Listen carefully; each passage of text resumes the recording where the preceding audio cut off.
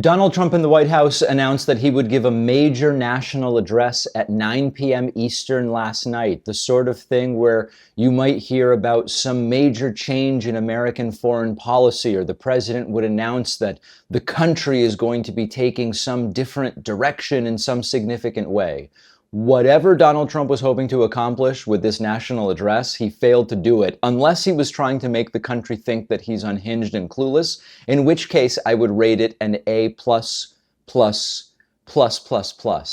You know, sometimes I watch a Trump speech and I wonder, is Trump suffering from dementia?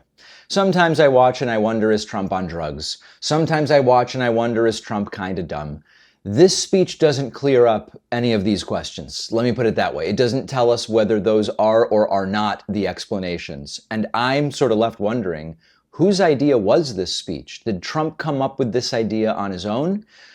Did someone sabotage Donald Trump? Because this was an absolute disaster, a sort of unforced error of brutal proportions, which both made Trump seem like he has no restraint or control over his emotions and thoughts whatsoever, which he doesn't.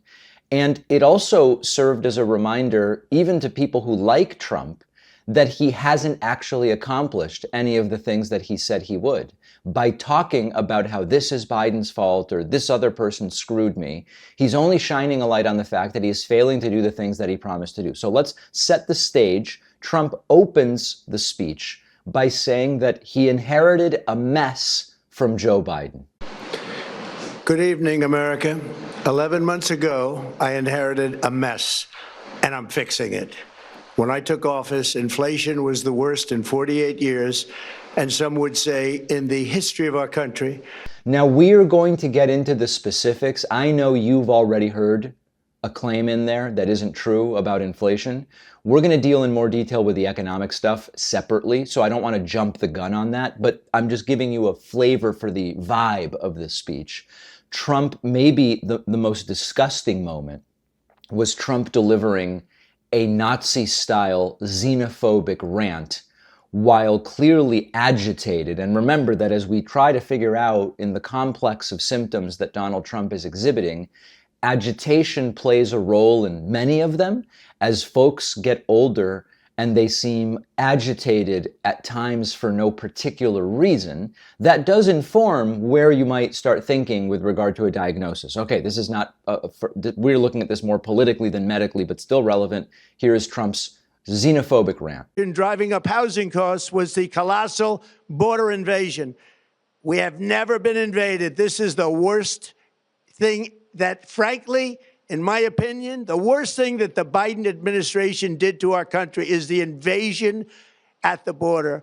The last administration and their allies in Congress brought in millions and millions of migrants and gave them taxpayer-funded housing while your rent and housing costs skyrocketed. Over 60% of growth in the rental market came from foreign migrants. At the same time, illegal aliens stole American jobs and flooded emergency rooms, getting free health care and education paid for by you, the American taxpayer. They also increased the cost of law enforcement by numbers so high that they are not even to be mentioned. For the first time in 50 years, we are now seeing reverse migration as migrants go back home, leaving more housing and more jobs for Americans. In the year before my election, all net creation of jobs was going to foreign migrants. Since I took office, 100% of all net job creation has gone to American-born citizens. 100%. Just the use of classic dehumanizing language, really ranting like a madman, spitting into the mic, popping peas, extraordinarily agitated. And the agitation, you don't have to look at that and go, oh, it's agitation associated with dementia. It's agitation associated with Alzheimer's. You could just say it's agitation associated with the fact that Trump looks around and he sees that he's accomplishing nothing, that even MAGA allies are starting to turn, that half of Republicans now say, we aren't MAGA, we are non-MAGA Republicans, and Trump could just be agitated because of that. Donald Trump making an announcement. If there were any announcements made of substance, I guess the closest thing would be this, where Trump said that nearly 1.5 million service members are going to get a dividend and that it is going to be $1,776. Oh, the imagery, the symbolism. Take a look at this. Because of tariffs, along with the just passed One Big Beautiful Bill, tonight I am also proud to announce that more than 1,450,000, think of this, 1,450,000 military service members will receive a special, we call Warrior Dividend before Christmas, a Warrior Dividend.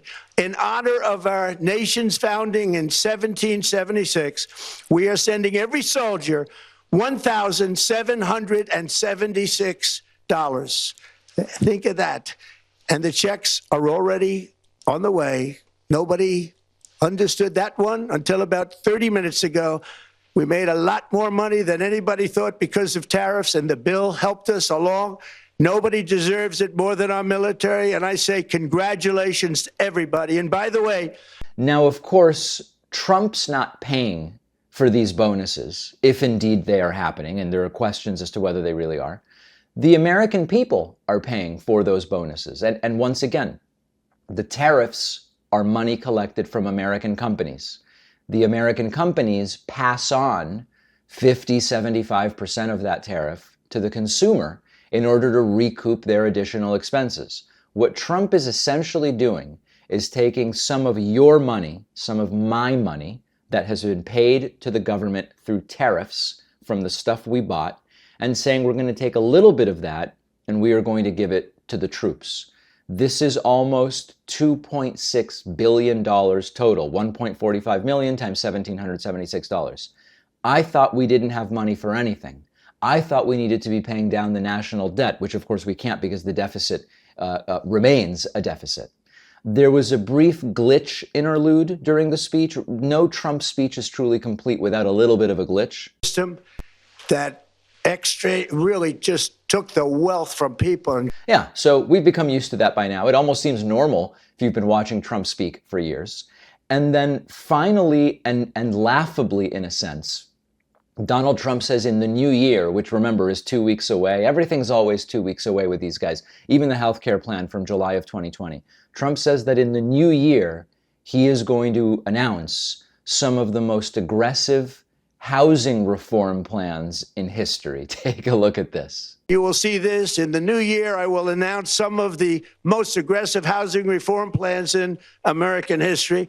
A major factor in driving up. You know, if there is an area where Trump truly lacks even foundational knowledge, it is housing reform. And I know that some of his defenders might say, well, but he's a real estate guy. He knows about building. Trump does have experience building, and some of that experience seems to be making a lot of mistakes from the process of building. But the idea that Trump has anything useful to put together about how to really deal with housing, which is an issue that relates to housing supply, who owns the units that are being sold or rented, zoning, regulations, all of these different things. Trump has no idea. I would expect the healthcare plan before I expect a housing plan from Trump that he understands and actually has something useful. So if this speech served to do anything after the big announcement on Tuesday that he would be addressing the nation and all this, after all of it, and then Trump shows up agitated, spitting on the mic, ranting and raving and blaming Biden, I believe that this speech clearly made American voters less likely to support Republicans in 2026, which, if we ask ourselves what was the point of this speech, I think number one with Trump is always ego and self-aggrandizement. Some people aren't sounding like they like me. Let me see if I can do something to get them to like me.